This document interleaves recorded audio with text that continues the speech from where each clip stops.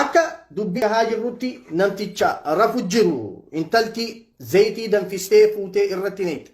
Sababni sirratti fuudhe. Sababni osoonii fi duba gartee ati manaa qabuuti intala biraa sirratti barbaade. Sababni osoo ati haadha warra isaa taatee jirtu intala biraa sirratti dubbise. Sababni osoo ati jaarsa kiyyatti isa beeytuuti inni tabiraa sirratti darrabe. Sababni kana. Yoo kana taate duba gartee khuni zayitii danfisanii namarratti naquudhatti nama geessaa yoo dhugaan rabbitti kan amannee jirru taate.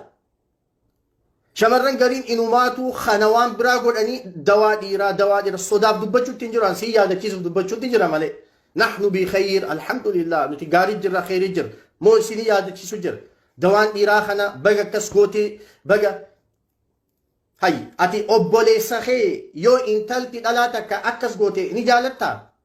Hinaaffan waan jiraati dhalaan durumarraahuu hinaafti. Ati Aishaan caaltu.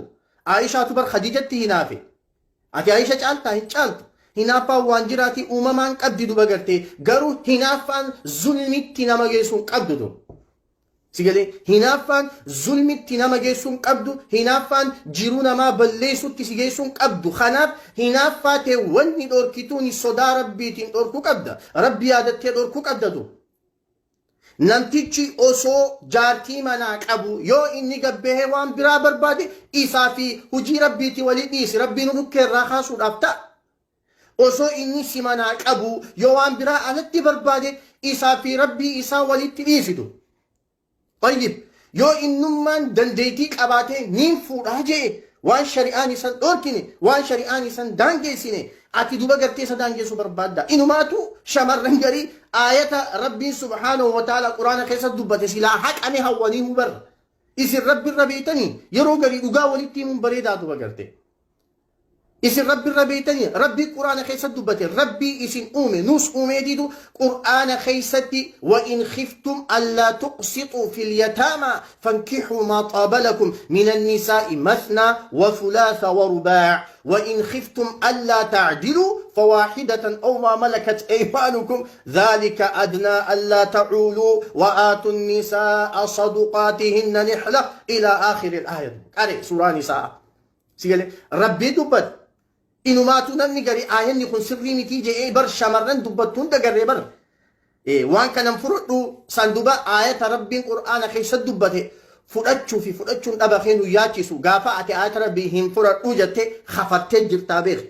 Ayata rabbiin qur'aana kana keessa dubbate abbaan fedhe waan rabbiin qur'aana kana keessa dubbate abbaan fedhe aqlii isaatiin walirra fidee ta aqlii isaatiin walit deemtu fudhatee tan taane gatu atu'minuuna bibacdi ilkitaabi wa takfuruuna bibacd isinii fi ummata ahlul kitaab kharabbiin sa ayata gari itti amantanii ayata gari itti khafartanii rabbiin je'een saniin addan jirtu atis duba garte. Dhageenye garree bar aktivistii tan duba gartee waan saniin fudhachuu dhaba keenu yaachisu nuti. Walaakin ammoo beeki yaa obboleetitiyya ayyi shaks abbaan fedhe ayata rabbiin qur'aana soddomman keessa dubbate. Ayata rabbiin qur'aana suuraa 114 keessa dubbate. Ayata kum jahaa fi dhibba lamaa fi 36 kana keessa takkittiisan hin fudhadhuu khaja'u khafree jira amantii islaamaatirraa bahee jira duba garte. Tana sodaata akka malee dubbanna waan rabbiin qur'aana keessa dubbate feetu sammuu teetiin walit deemti. Feetu walitti hin deemni. Feetu fe'innaa lubbuu teetiitiin wal gadhamti. Feetu waliin gadhamne duba garte. Fudhachuun dirqama sirratti ta'a maadaama an islaamaa jettee himattuun maadaama rabbitti amaneetiin jira ajaja rabbii jalaniin deemaa jettee fudhattu amantuun dirqama akkana fudhachuu qabda duba garte. Si galee yoonii fi hin fudhadhuu kan jettu taate san hujii teetii fi tarabbiiti duba garte. Tana asittiin jalaa ba'a. Tana asumattiin jalaa bahuu barbaada duba garte. Si galee namni garii aayini kun akka haqamu barbaada. Hinaaffaan waan jiraate obboleen rabbii uumamaan nama keessa kaaye. Hinaaffaan zulmiin nama geessuun qabdu duba. Kuni zulmiidha. Kuni wallahi zulmii ifa bahatee duba garte. Jiruu namaa balleessu. Shari'aan teenya zeeta danfistee fuula namaatiin naquu dhiisiiti. Shamarran yoo dhooytanu bar fuula hin dhowinaa jechuun jira bar. Fuulli iddoo kabajaa qabu bar. Ati fuula san zeetii danfistee namarran neexaa duba. Rabbi sodaadhu. Rabbi sodaadhaa duba garte. Hinaaffaan waan jiraat.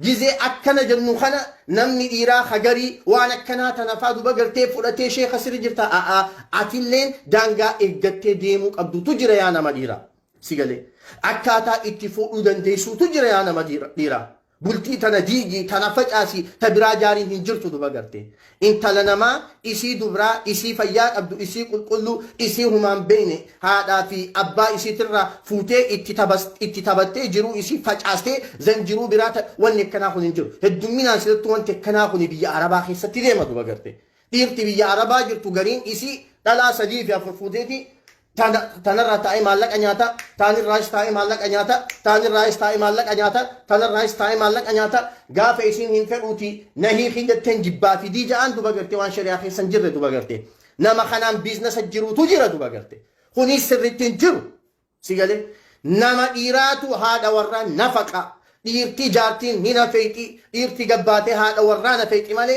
ديرتي سي دلا mana nama dalay durraate se nyaatot dhiirummaa hin qabdu duba gartee gaafas dhiirummaa hin qabdu dhiira ta'uu kee wanni itti beeytuuni tana shari'aatu jee duba gartee gaafa intalani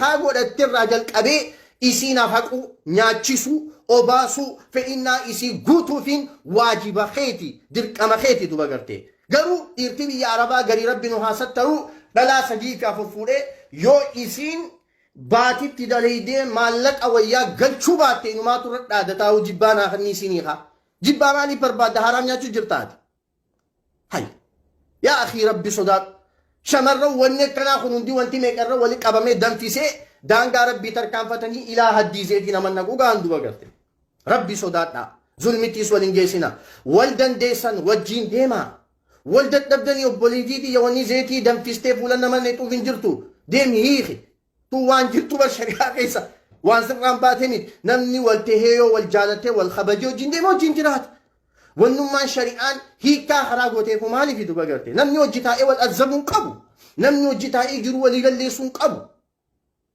wal dandeessu wajji deemta yoo wal dadhabde immoo obboleetiitiyya shari'aatu karaa sii godhe du gaafa abbaa warra keetii haqa keessarraa irrise laal haqa abbaa warraa sirraa irrisu jechuun maal jechuudha tun si haa galtu duba yoo nafaqaatee dadhabe yoo si nyaachisne yoo si obaasne laal si galee yoonii fi nafaqaa kee dadhabe yoonii fi haqa kee siin gunne haqa gisee jennu gaa waan dila tokkotu jala jira waa gari dubbachuu namatti ulfaata hayaatu nama qaba qaanyitu nama qaba siif galammoo siif gal haqa gisee jennu siif gal yoo haqa kee sii guutuu baate si galee haqa gisee jennu mana akkanaa naa biti mana akkasii naa biti makiinaa naa biti waan akkanaatii miti duba garte nafaqaa jennaan dandeetii isaatirra deemti silattuu gaafatti seentuu wal dandeessanii walii galtanii hubattee dandeetii namticha kanaa hubatteetu itti seentee beete zan eegatti seente booda dandeetii isaatii ol gaafachuu miti duba gartee duraanuu beete hanga danda'u si jiraachisa si nyaachisu si obaasu haqa kee si eenyaan duba gaafa inni si nyaachisu